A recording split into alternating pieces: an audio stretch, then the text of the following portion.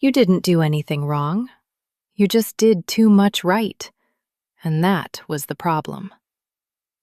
Here's something nobody talks about when it comes to avoidant partners. There isn't one big blow-up, one dramatic fight, one obvious moment where everything falls apart.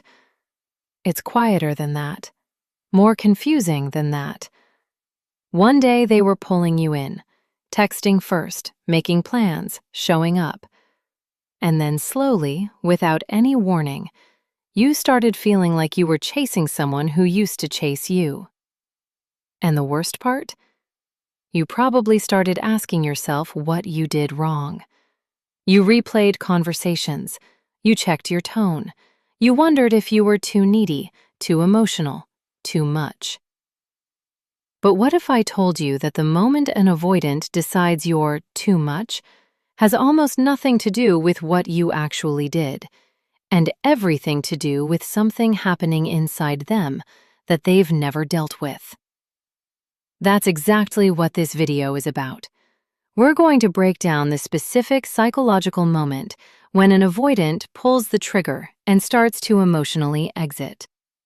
And I'm going to show you the signs that it was already happening before you even noticed. By the end of this, you're going to understand something that will completely change the way you see your relationship. And if you've already felt that shift, that quiet coldness, that sudden emotional distance, stick around, because what I cover in the second half of this video is the part that most people never get to hear. Avoidants don't run when things get bad. They run when things get good. Sounds backwards, right? But here's why. When a relationship deepens, when you start relying on each other, when vulnerability increases, when the emotional stakes go up, an avoidance nervous system doesn't register it as love. It registers it as threat. This is the part most people miss completely, and it's the reason you've been so confused, because they were right there with you. They were showing up, they were warm, they were interested. And then something shifted. Not because you did something wrong, but because things got real. And real intimacy is exactly what triggers an avoidance internal alarm system. Researchers like Dr. Sue Johnson, founder of Emotionally Focused Therapy, and Dr. Stan Tatkin, author of Wired for Love, have both documented this pattern extensively. Tatkin describes it as the avoidance proximity-seeking paradox.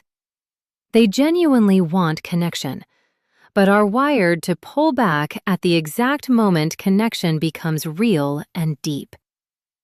And here's the part I really need you to hear. And I promise we're going to get into the actual visible signs of this in just a minute, because that's where everything starts to click. The thing that triggers the "you're too much" conclusion in an avoidance mind is almost never one specific thing you did. It's a threshold. They have an internal tolerance meter for emotional intimacy. And when that meter hits a certain level, when you've been too consistently present, too genuinely caring, too emotionally real, they experience what psychologists call deactivating strategies. These are mental moves they make to cool the connection down. They start remembering your flaws more than your strengths. They convince themselves they were never that into you. They start calling you needy or intense, not because you are, but because labeling you that way makes it easier to justify pulling back. If this is already clicking for you, drop a like.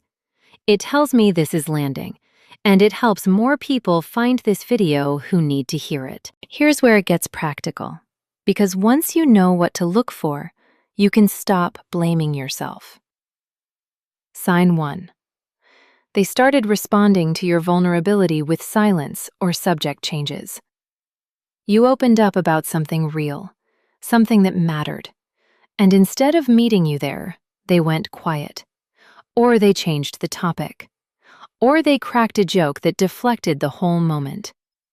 This is a deactivating strategy in real time. They sensed emotional depth approaching and rerouted away from it. Sign 2. They started nitpicking things that never bothered them before. This one is brutal because it feels so personal. Suddenly, your laugh is annoying. Your texting style is a lot. Your need to make plans feels suffocating. None of this is real feedback about you. This is their internal system manufacturing reasons to create distance. Dr. Diane Poole Heller, a leading researcher in attachment trauma, describes this as the avoidant building a case, constructing a mental narrative that justifies pulling away emotionally. Sign 3. Their availability dropped, but without any explanation. They got busier suddenly. Responses slowed down. Plans got canceled more often. And when you brought it up, even gently, even carefully, they framed your noticing as the problem. "I just need space," became the answer to everything, with no real conversation about what that actually meant or where it came from. Sign 4. They stopped initiating. Think back. Who was texting first at the beginning? Who was suggesting plans, making effort, keeping things moving? When that shifts completely, and you become the only one keeping the momentum going, that is not a coincidence. That is a withdrawal pattern that started the moment they internally decided things were getting too close for comfort. Here's something I genuinely want you to reflect on and share below. What was the first moment you felt the shift in your relationship? Not when you knew something was wrong, but that very first quiet moment when something just felt off. What did that actually look like for you day to day? Now here's the part that really matters. The part most videos skip entirely. When an avoidant decides you're too much, they are not making a rational decision about your worth. They are making an automatic decision about their own capacity. You hit their intimacy ceiling. And here is the reality check.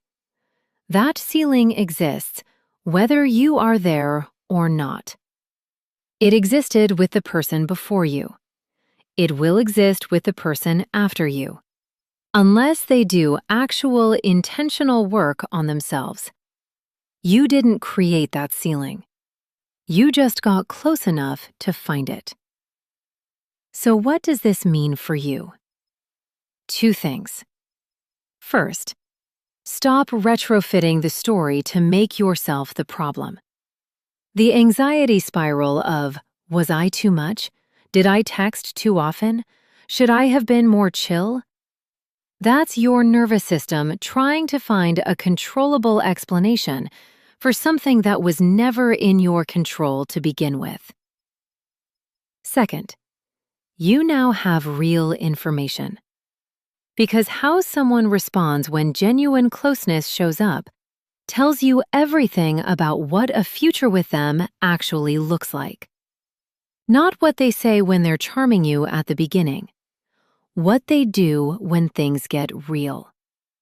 If someone consistently meets your genuine emotional presence with withdrawal, silence, and manufactured distance, that is not a phase.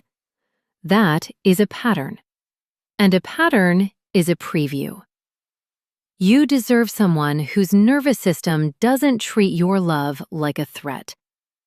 That is not a high bar. That is the baseline. Understanding avoidant attachment isn't about diagnosing your partner or winning an argument. It's about getting clear on what's actually happening, so you can stop shrinking yourself trying to fit inside someone else's fear. If you found value in this video, don't forget to like and subscribe.